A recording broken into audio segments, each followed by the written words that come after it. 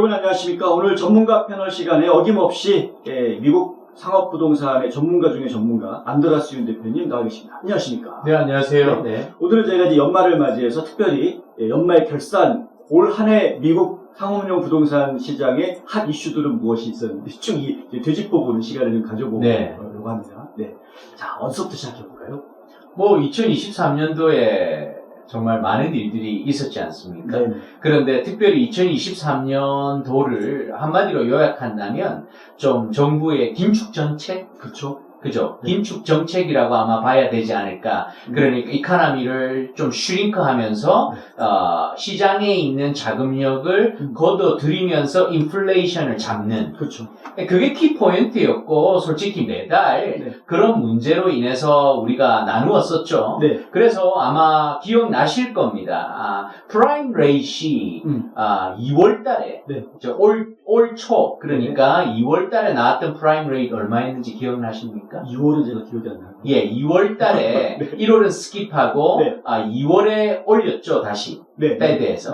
올려서 프라임 레이시 7.75%로 시작을 했어요. 7.75요? 상당히 높기 시작했어요. 상당히 높기 시작했는데 지금은 느낌 어떠세요? 7.75% 하니까.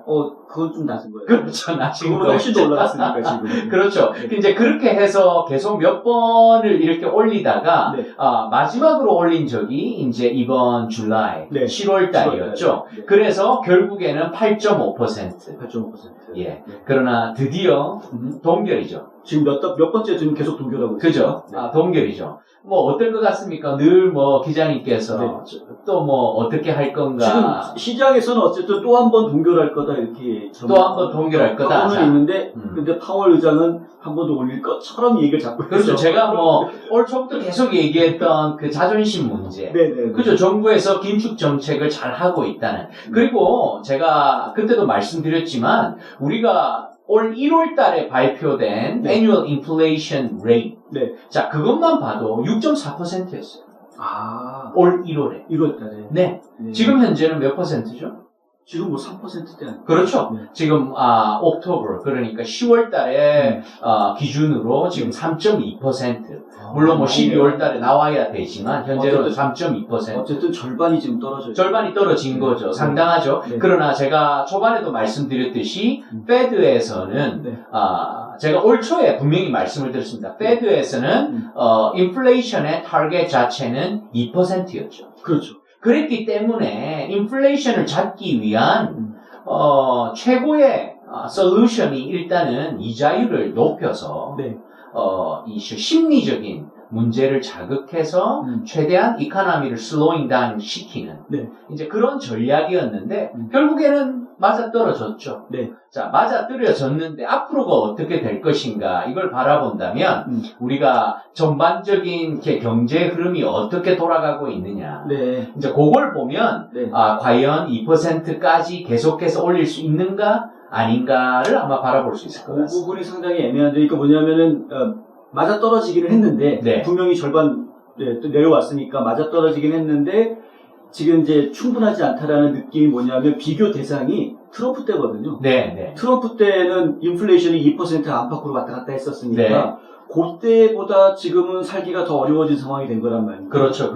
요게 이제 자존심을 건드리고 있는 부분이기 때문에. 자, 그런데 한편으로 또 돌아보면 지금 항상 올해 그 리스크, 고개를 계속 들어온 게 뭡니까? 리세션 아닙니까? 그렇죠. 그죠? 자, 재밌습니다. 우리가 올 초에 만나서 얘기했던 게 뭐냐? 포브스에서, 포브스 매거진 있죠? 굉장히 신빙성 있는 그런 2022년도, 그러니까 작년이죠. 작년 11월 달에 포브스에서 발표한 내용에 의하면, recession이 will begin late 2023 or early 2024입니다. 지금이네요? 자, 지금 리세션 와야 되는 지금이죠. 리세션이 왔나요? 안 왔는데 아직. 안 왔죠. 그런데 제가 매거진에서 발표하고 난 이후에 우리가 방송을 찍었었는데 제가 그때 뭐라고 했습니까? 그때 안 올 거라고 했죠. 안 올 거라고 했죠. 그래서 결국에는 오지는 않았습니다. Not yet. 그러니까 항상 이렇게 리스크는 늘 따라오게 되어 있습니다. 자, 그런데 그래서 제가 리세션에 대한 데퍼니션을 계속 몇 번씩 말씀을 드렸었죠. 그렇죠. 자, 결국에는 GDP랑 연관되는 거 아닙니까? 맞습니다. 네. 국내 총생산. 네. 그러니까 GDP랑 연관이 있는데 이게 재밌는 게 뭐냐면 자, 리세션의 정의 한 번 더 제가 말씀을 드립니다. 왜냐하면 굉장히 중요한 컨셉이니까요. 네. 자, 쿼터 단위로 경제의 GDP를 끊습니다. 맞습니다. 그러니까 1년에 4개의 쿼터가 있죠. 네. 자, 그랬을 때에 계속해서 이게 플러스 아닙니까? 네. 항상 뭐 인플레이션에 따라서 상승을 하는 게 당연한 거죠. 네. 그런데 마이너스다. 이러면 생각해봐야 될 문제죠. 자, 리세션의 기준은 뭐냐면 투 쿼터가 연속으로 네. 마이너스가 돼야 됩니다. 그렇죠. 자, 그러니까 퐁당퐁당 되면 네. 이것도 리세션이 아닌 거예요. 그렇죠. 자, 그랬는데 낌새가 보였던 게 뭐냐면 2022년도 세컨드 쿼터. 네. 그러니까 세컨드 쿼터면 4월부터 6월까지. 4, 5, 6, 6월까지였죠. 네. 그때에 한 번 마이너스가 있었습니다. 네. 자, 그때 마이너스가 있어서 이제 이런 것들이 서서히 고개를 들었었는데 네. 반전이 있었고요. 네. 자, 그러다가 지금 한 이제 바로 3쿼터부터 3rd 쿼터부터 한 2%대로 회복을 했어요. 오, 네. 자, 그리고 4th 쿼터. 네. 그리고 올해 들어서 계속해서 2% 이상의 경제 성장률을 포지티브하게 보여왔습니다. 네. 자, 그랬는데 참 재밌는 게 뭐냐면, 네. 자, 최근의 기준으로 보면요. 지금 현재 3rd 쿼터에도 2.1%를 찍었거든요. 네. 올해. 네. 그러니까 포지티브죠. 네. 자, 그런데 재밌는 게, 죄송합니다. 세컨드 쿼터에도 세컨드 쿼터. 찍었는데, 이번 3rd 쿼터, 네. 이번 3rd 쿼터, 올해 3rd 쿼터면 7월부터 7, 9월까지. 8, 9월까지라고 볼 수 있겠네요. 네. 자, 그 기준에 5.2%를 와, 찍었습니다. 무슨 수상한데요? GDP 아니, 5.2%. 갑자기 이게 무슨 뭐 미국의 개발도상국도 아니고 2배로 찍었죠. 예, 어떻게 갑자기 5%대 성장? 굉장히 의외였죠. 네. 예, 경제가 살아나는 김새를 네. 이렇게 보여왔었고. 네. 자, 그러나 제가 또 말씀드리지만, 자, 이것은 경제적인 지표인데, 자, 우리가 체감하는, 네. 자, 이것은 바로 인플레이션과 직결되어 있는 거예요. 맞습니다. 자, 체감 온도의 차이에 대해서 제가 뭐 부산 출신인데 바람이 있어서 서울보다 더 춥게 느껴지고. 네네네. 그죠? 온도상으로는 높은데, 그러나 아마 예를 드렸던 거 기억나실 맞습니다. 겁니다. 네. 자, 똑같이 뭐냐면, 리세션이랑 이카노미 자체가 슈링크 되는 건데, 네. 사실상 이게 참 재밌는 게요. 네. 이때에 경제 자체가 슈링크 되고, 그렇지만, 원래 이자율이 이때 굉장히 낮아야 정상입니다. 네. 그렇죠. 경제가 안 좋아지면은 좀 양적 완화해줘야 되는 거죠. 그렇죠. 네. 그런데 지금 이자율도 높은 데다가. 네. 그래서 이게 지금 이상한 현상인데, 네. 자, 중요한 거는 어떻게 되느냐. 지금 현재 리얼리티는 컨슈머 스펜딩 자체가 굉장히 줄어들었죠. 네. 줄어들고, 비즈니스 인베스트먼트 자체도 줄어든 게 맞아요. 네. 이자율은 하이하고. 이자율. 지금 이런 이상한 현상들이 들어가는데, 네. 예, 제가 분명히 리세션은 아닙니다. 지표대로. 그러나 우리가 체감하는 것들이 그럴 수밖에 없는 것이 지금 우리가 얘기했던 인플레이션 레이트 때문인데 사실상 이제 에너지 네. 그런 코스트. 네. 그러니까 우리 소비자들이 실질적으로 네. 뭐 가스를 넣을 때의 어떤 그런 비용. 그러니까 이런 것들 때문에 체감하는 것들은 거의 리세션과 같은 이런 느낌이 나는 거죠. 지금 에너지 비용 같은 경우에는 사실 4, 4분기에 가장 많이 또 1, 4분기에도 좀 가장 많이 에너지 비용이 발생을 하는 네. 부분이어서 네. 하여간 저희가 더 지켜보기는 해야 되겠습니다. 사실 말씀하신 대로 경기가 나빠지는 것 같다라는 느낌은 지표상으로는 없는데 우리 생활은 굉장히 힘들어지는. 그렇죠. 네, 이걸 그렇죠. 저희가 지금 올해 내내 겪어왔기 때문에. 왜냐면 뭐 농산물 가격이라든지 네. 막 이런 것들. 그리고 뭐 잘 아시다시피 이번에 또 이스라엘 하마스 사태가 터졌잖아요. 네네. 그러니까 이런 어떤 불안정한 이런 사태들이 계속해서 터짐으로써 이런 어떤 소비자들이 컨슘하는 이런 프로덕트들이 잡히지가 않은 거죠. 그렇죠. 거기다 지금 또 오펙에서 감산한다고 계속 그러는 바람에 네. 유가 파동에 대한 우려도 아직 유가 파동이 생긴 것까지는 아니지만 그렇습니다. 우려는 계속 있는 거죠. 네. 자, 좋습니다. 또 3월에 금융위기 파동도 있었죠. 그렇죠. 저희가 지금 기억을 더듬어 보면 사실 좀 까마득하게 예, 실리콘밸리 은행, 은행들이 줄줄이 그냥 대형 은행들이 물어다녔기 예, 시그너처 은행, 네네. 이런 은행들. 네. 근데 뭐 우리가 한 번 더 되짚어 보는 게 필요합니다. 이런 은행들이 왜 문을 닫았죠? 네.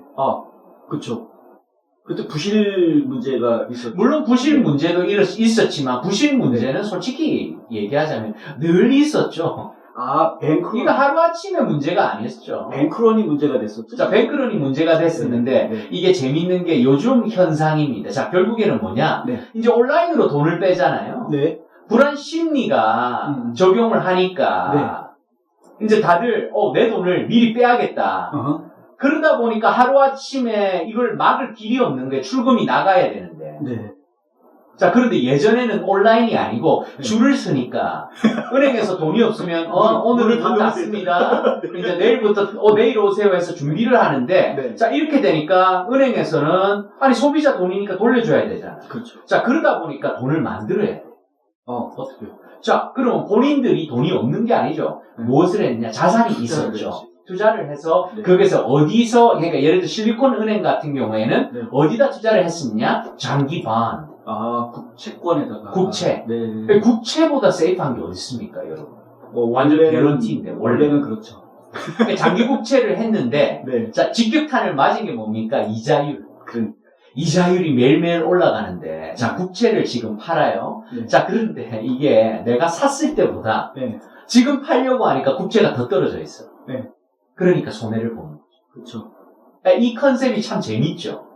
맞아요. 그때 그것 때문에 하여간 말들이 좀 많았습니다. 그러니까 이게 그 은행들을 컨설팅의 회사들이 잘못해줬다라는 이제 비난도 나왔고. 뭐, 물론 그런 게 있지만 사실상 이게 결국에는 이자율의 급상승에 따른 부작용이었죠. 네. 이 정도 페이는 감수했어야 되고, 그리고 뭐, 예를 들어 시그너처 은행 같은 경우에는 물론 뭐 부동산 투자, 뭐 이런 얘기도 있었고, 뭐, 가상코인, 가상화폐, 뭐 이런 문제도 있었고, 사실상 맞습니다. 뭐, 그렇지만 이런 모든 부분들이 해서 우리 아마 기억나실 겁니다. 그때 우리 홍 기자님께서 제게 바로 전화가 와서 우리 빨리 한번 촬영을 이걸 다루어야겠다. 지금 파산이 나고 지금 그때 계속해서 이제 방송에서 모든 방송에서 얘기를 한 게 연쇄파동, 금융위기, 금융위기죠. 2008년에 왔던 그런 리만 브라더스 사태가 벌어지지 않냐. 맞습니다. 우리가 한번 찍었는데 제가 분명히 이건 구조적인 문제가 아니기 때문에 걱정할 거 없다고. 하우징 버블이랑은 다르다.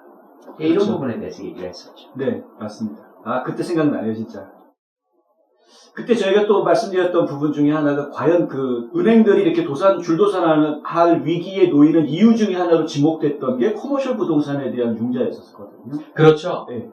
그거는 좀 어떻게 정리를 좀 그러니까 커머셜 부동산의 융자가 우리가 이제 좀 두려웠던 이유는 여러분들이 조금 이해하기는 힘드실 겁니다. 이 융자랑 무슨 상관이 있냐. 왜냐하면 모든 분들이 특히나 우리 이 방송을 보고 있는 한국 분들이 뭐 미국 분들이야 통역 없이는 이해를 못 하시니까. 한국 분들이 주로 우리를 시청을 하시는 분들인데, 자, 이런 분들이 생각할 때는 주로 이제 집들을 많이 사고 팔아봤어요. 그러다 보니까 융자를 하게 되면 주로 30년 픽스드 레이스로 그냥 받아버립니다. 그렇죠. 그러니까 내가 융자 한번 해놓으면 뭐 한 3점 몇 퍼센트, 4점 몇 퍼센트 이자율로 해놓고 뭐 그게 끝인데 무슨 소리 하냐. 커머셜 몰기지는 몇 밀리언 장치를 빌려주기 때문에 우리가 잘 알고 있는 그런 30년 텀의 픽스드 레이스는 존재하지 않습니다. 그렇죠. 자, 그렇기 때문에 주로 20 years나 25 years나 이런 amortization, 그러니까 그 쪽에서 그때까지 이제 monthly를 받는 거는 존재하지만 텀 자체는 주로 일반적으로 5 years죠. 이걸 잘 모르는 분들이 많은데 한마디로 만기일이 중요합니다. 만기일. 그렇죠. 예. 그러니까 예를 들어서 우리 집을 사고 파는데 30년 amortization을 하지만 이 만기일이 5년이라고 하면 난리 나죠. 이게 이제 한국말로 바꾸면 30년 거치 5년 상환 뭐 이런 건데요. 집이 만일에 이렇게 된다면 경제가 돌아갈 수가 없죠. 맞습니다. 아니 모두가 어디서 5년 안에 그 남은 금액을 다 갚아요. 5년마다 집을 바꿔야 돼. 뭐 5%로 다운 사고, 그 다음에 20%가 거의 맥스로 다운 사고, 누가 뭐 캐시로 뭐 다 삽니까, 한국처럼. 그렇지 않잖아요. 자, 이제 그런 사태가 벌어지는 결국에 뭐였냐면, 이제 만기일이 다가온다라는 거였죠. 맞습니다. 그래서 이걸 어떻게 하느냐. 줄도사 나게 생겼다. 그렇죠. 예, 그러나 제가 그때도 또 말씀드렸지만, 미국이 그렇게 호락호락하지가 않습니다. 이 금융시장이라는 게 제일 금융만 있는 거잖아요. 2금융, 3금융. 그렇죠. 그리고 위기 때 스텝업 하는 회사들이 다 있어서 많은 프로그램들이 있고 또 이런 자회사들이 전부 다 이 커버리지가 다 들어가 있는 상태죠. 그래서 뭐 제이슨 몰건 같은 경우에도 뭐 어마어마한 어떤 프로그램을 다시 론칭을 하고 이렇게 해서 우리 뭐 얼마 전에 찍었던 방송에 보면 애틀란타의 원 오브 다운타운에 있는 빅 빌딩이 재융자를 받았다. 그게 그래서 좋은 소식으로 또 전해졌고 그런 경험이 또 있죠. 맞습니다. 특별히 이제 오피스 빌딩이 이런 문제의 대상이 됐던 걸 저희가 기억을 하고요. 그렇죠. 그때 설명해 주셨을 때 상업부동산이 오피스만 있는 게 아니지 않느냐? 다른 것도 있다. 이거 뭐 문제될 것이 그렇게 크지 않다. 오피스 빌딩이 차지하는 비중이 그다지 높은 것이 아니다. 이런 얘기도 해주셨죠. 왜냐하면 코로나 이후에 오피스 빌딩이 가장 많은 타격을 받았으니까. 맞습니다. 왜냐하면 현실적으로 예전에는 뭐 컨셉 자체가 내가 좋은 회사에서 일한다 하면 큰 다운타운에 좀 이 높은 데서 좀 오피스가 있어줘야지 내가 어느 정도로 일한다 이래서 막 경쟁률이 치열했는데 이제는 뭐 재택근무 그렇죠. 그런 것들도 대세고 또 굳이 뭐 이제 온라인으로 많은 것들이 해결되니까 반대로 웨어하우스 뭐 없어서 못 팔고 왜냐면 온라인 시장이 이렇게 어마어마하게 대박이 나면서 또 리테일 같은 경우도 테넌트의 퀄리티가 바뀐 거죠 한마디로 예전에는 뭐 슈스토어나 이런 것들도 막 쫙쫙 들어가 있다가 이제는 로컬 슈스토어가 로컬 클로딩 스토어가 만일에 그 쇼핑몰에 들어가 있으면 이제 불안한 거죠. 어떻게 저기 페이먼트를 할까 이런 식이 되어버리는.